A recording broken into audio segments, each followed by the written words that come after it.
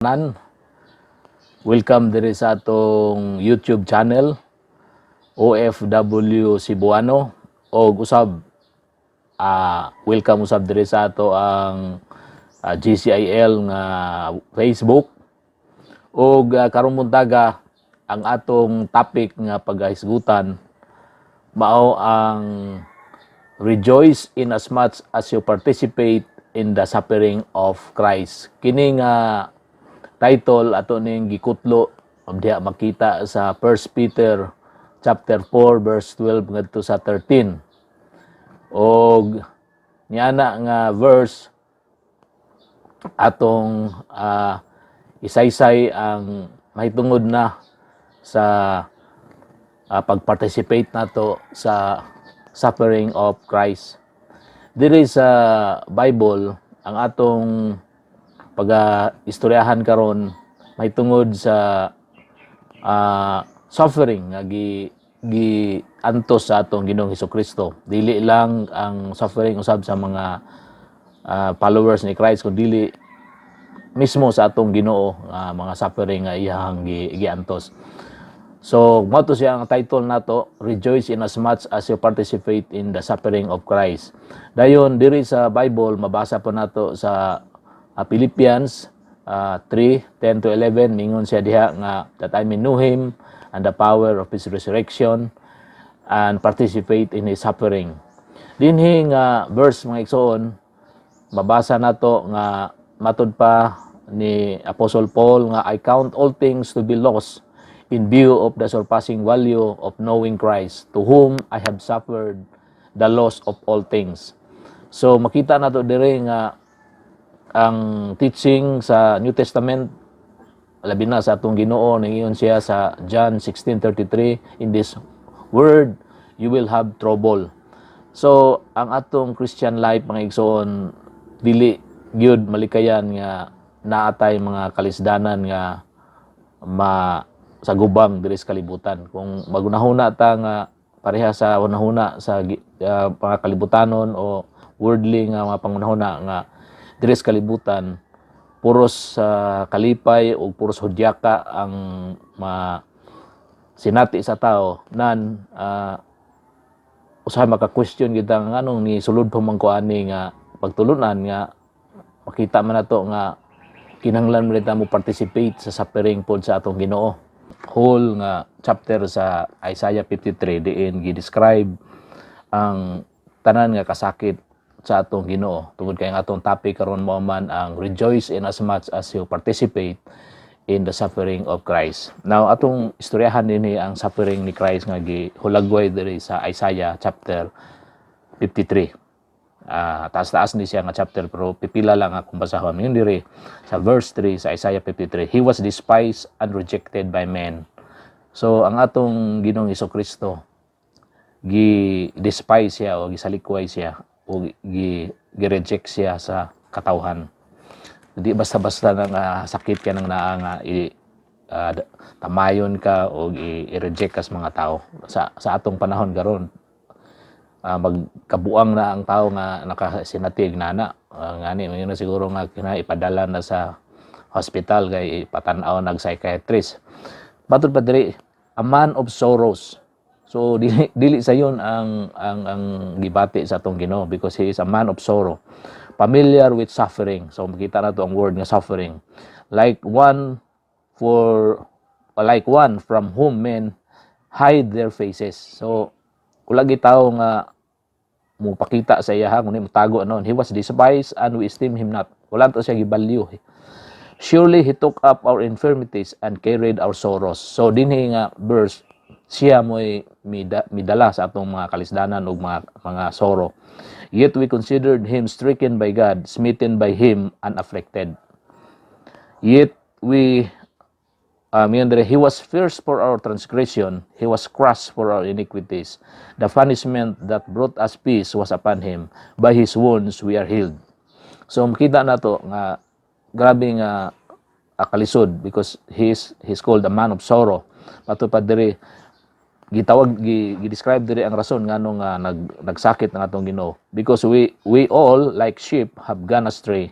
each of us has turned his own way, and the Lord has laid upon him the iniquity of us all. Siya mo gihampak sa atong mga kasalanan. So, he was oppressed and afflicted, yet he did not open his mouth.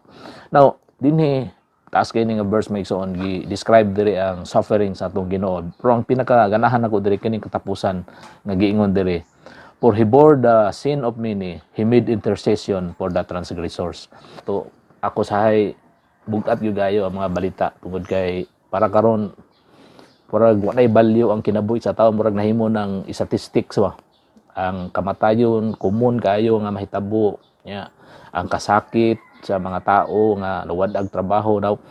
Kini siya nga description migso dili lang ni Pilipinas maigsoon. Kung imo gyung tan-aw ng description sa tibuok kalibutan, grabe ang soro o nga paghilak og mga kalisdanan kay dili lang sa namatay nga sa sakit, apil na ang mga kinabuhi nga nabungkag tungod sa financial o grabe pa gyud nga effect may igsoon kining gitawag og kini magong social distancing, makakos ni siya og stress sa tao sa psychology niini, makakos ni siya og pain, grief o dili ba ka kining gitawag nila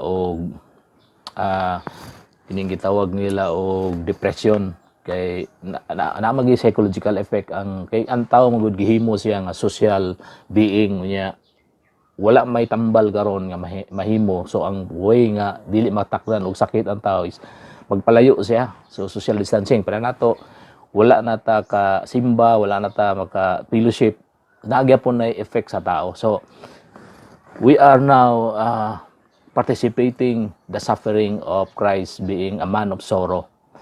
Sa kalibutan may igsoon, whether Christian man ka o dili, naa gini mga kasakit tungod kay naaman diri ang sala. Mo gani hinungdan nga ngano man ni nga naamay mga kalisod nga magian nato tungod man ni kay natay sala. Dili kita man mahinungdan, he made intercession for the transgressor. Kita man ni transgressor may igsoon.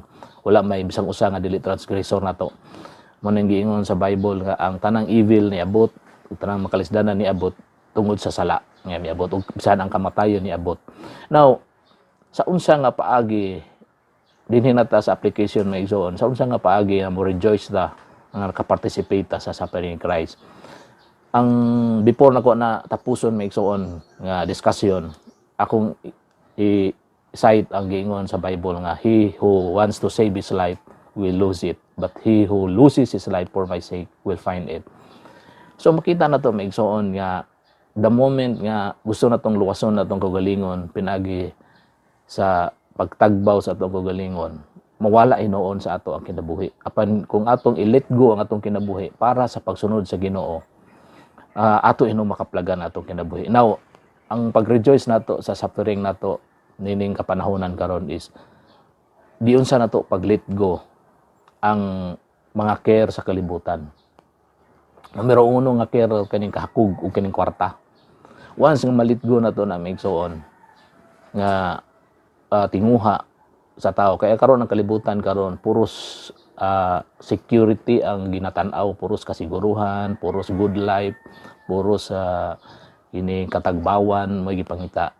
Ang tao karon gusto security, gusto kwarta, gusto happiness. Mo na siya ang basic nga survival instinct sa tao kung atong istoryahan ang sa psychology.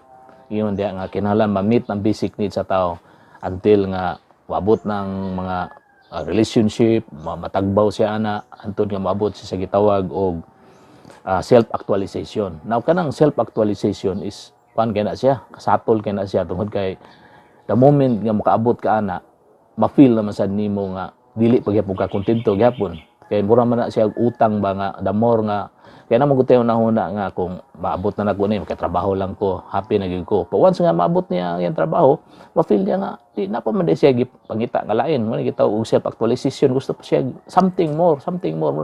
Ang utang nabayra na, gusto na siya something different. Pero na sa tao nga addict nga once nga makagamit siya og droga, abi niya og ma-feel niya nga makontento na siya, the more nga iyang gamiton, the more mangita siya. So murag addiction may igsoon. So kung i-let go na to ning atong mga kalibutanon nga tinguha nga magmalipayon o makatagbawan. Mo na siya ang mahimot ang nag-rejoice in participating the suffering of Christ. Kay dres kalibutan dili man ta mahimo nga di ta madutlan sa mga kalisod. Kabalo kung maigsoon, walay tao nga wala madutli og sorrow o kining suffering. Lord, nining kabuntagon among recognize Ginoo nga wala kami mahimo sa among kagalingon ug ang among palibot Ginoo napuno sa mga pagsulay nga dili matugad sa mga unahuna, napuno sa mga kalisod, napuno sa mga sorrow Ginoo nga biyan sa among capability. Pero ikaw Lord, imo kining gipasaan Ginoo, giantos nimo. Ikaw mismo Ginoo kay balo sa tanang kasakit sa tao tungod kay tanang kasakit usab imong giantos Ginoo aron nga mo kining maangkon ang kabayaran niini. Ug ikaw karon Ginoo nag-intercede Ginoo sa matag usa.